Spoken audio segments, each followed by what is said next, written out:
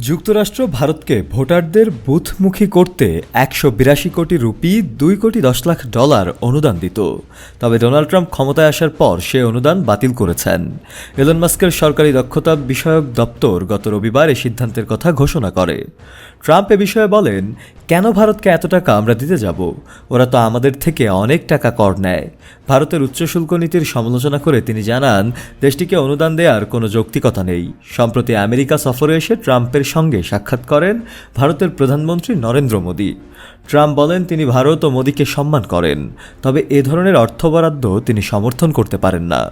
আনন্দবাজার পত্রিকার প্রতিবেদনে বলা হয়েছে, অনুদান বাতিলের নথিতে স্বাক্ষর করে ট্রাম্প বলেন, আমরা কেন $2.১০ কোটি ভারতকে দেব?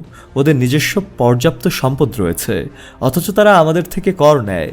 এবিপি আনন্দের প্রতিবেদনে বিজেপির অমিত মালব্য বলেন, তিনি সেই অনুদানের বিষয়ে অবগত ছিলেন না এবং কংগ্রেসের আমলেই বিদেশি হস্তক্ষেপের সূচনা হয়েছে।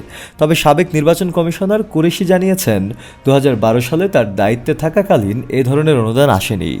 প্রতিবেদনে আরও বলা হয়েছে, মালব্য কংগ্রেসকে আক্রমণ করলেও মোদী সরকারের আমলে চালু হওয়া স্বচ্ছ ভারত অভিযানে আমেরিকার অনুদান রয়েছে।